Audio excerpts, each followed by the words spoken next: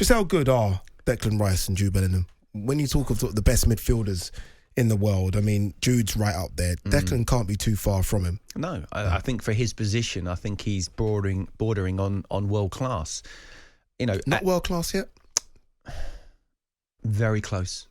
Very close. I think he was very close for West Ham. I think he was very just a real team player, and understanding that, people were saying, he needs to score more goals. Well, what more do you want him to do? He's basically protecting the back four. He's making these driving runs. He's, breaking up play. If he scores any more goals, he'll be worth 200 million.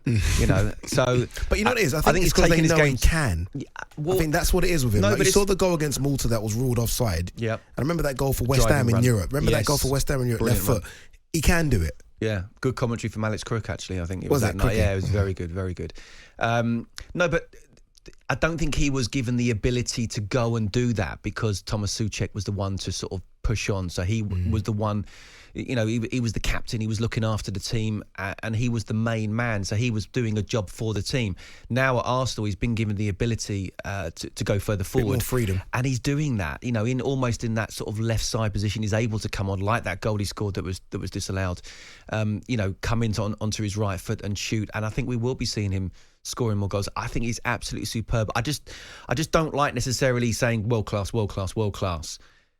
World class for me is if you had say it. You can say it. If you had a world 11 and a bunch of aliens came down and said, you know what, we're not going to bomb the planet. What we're going to do is we're going to have a game of football. Give us your best 11. You thought about that because that's the most random thing I've ever heard. Well, no, that it's almost like who is the best 11? I thought it was, and then who wouldn't look out of place? Best four in your position in the world. I've always said best four in your position in the world. Never heard that one. Never heard the alien one. You just made that one up.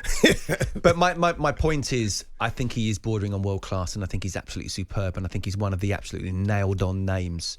So he's brilliant. And then you talk about Jude Bellingham. How can you say he's not world class? He is world class. How can you say he's not? Could be the best player in the world right now. He's arguably the best player in the world right now, playing as a number 10 for Real Madrid, which is why the reason why I've got him as an 8 is because I want to see Phil Foden in there. 1 second. You've jumped the gun here a little bit. Yeah. So in your midfield, your third midfield is Phil Foden. Yes. Then I think you might want to see what I've wrote down as well. Have you got that as well? Phil Foden. I'll tell you what. I've got Phil Foden in the 10. Okay. And I've got you got Jude, Bellingham holding a little bit more. Yeah, I've got Foden in the 10. The beauty of Bellingham is that he can do almost anything. He can hold, but you don't want to see him just holding. You want to see him get further forward. As an 8, you can without the ball he can help Declan Rice. With the ball he can push on. So absolutely, it's just he's absolutely smashing it for the biggest club in the world, and he's 20 years of age, and he's actually bossing multiple Champions League winners around within his team. So what he's doing, you want to see him further up the pitch. You want to see your best players as close to the goal as possible. But I also think, and it's why I likened him to Brian Robson earlier, is that actually you also need his help defensively. So if you just have him as a number 10, you don't always need that sort of, you're asking him to stay in the hole and try that's and why I like Jude in an 8. Absolutely. Because I feel like Same Jude, here. it's almost the game's yours to do what you need to do. Yeah. He can do anything both with and without the ball. Yeah. No, we know that they're both bankers, right? Declan's a banker, absolutely, and so is Jude is a banker. In this Foden role, look, there are so many players that can sort of not do what he does, but can take that position. One of those is arguably, you might say, the player of the season so far, James Madison, who has been superb, absolutely superb for Spurs. Can play in that midfield free, can drift off to the left, can drop into the hole in a 10, can literally do exactly what Foden can do as well. Yes, he can. Yeah. Why not Madison over Foden? Why do you favour Foden? Because I just think Foden has done it longer and better, albeit in a better side. And now we're starting to see, Madison come into to be fair to Madison, Leicester. even with Leicester, he scored goals. No, he did. Yeah. He did score goals. And I saw him a few times live, for talkSPORT last season, and you could see he did care. When people were sort of saying, Leicester players don't care. You could see that he did. And he was incredibly frustrated. And now he's playing with better players. He's looking better himself.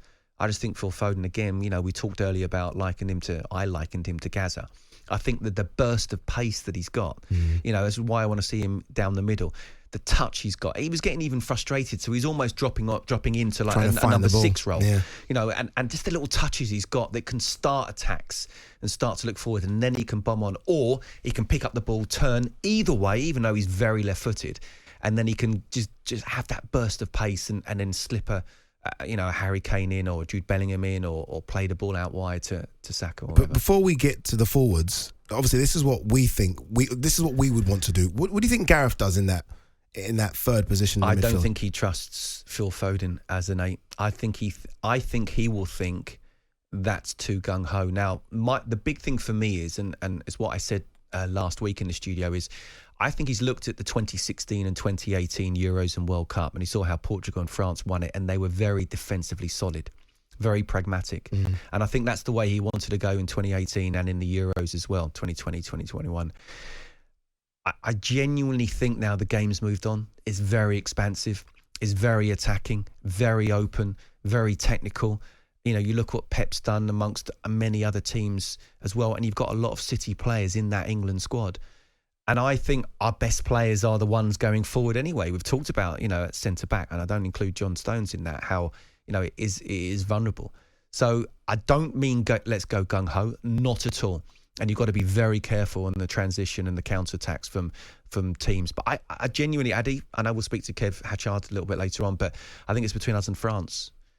And, I think we had France. We were the better side against them. And I think this is it now. This is what Gareth has done, and created a culture to actually get England to 2 semi-finals, 2 finals, where, the Svens and the Capellos haven't, despite them having a better CV. Now is the time, though. I do think Gareth Southgate has been brilliant with that. But this is the moment now, because we've got a great set of players. Can we sort of just record that speech there and just send it to Southgate? They can play that in the semi-finals. They come out the tunnel. On AM, on DAB, via the talkSPORT app and on your smart speaker. talkSPORT.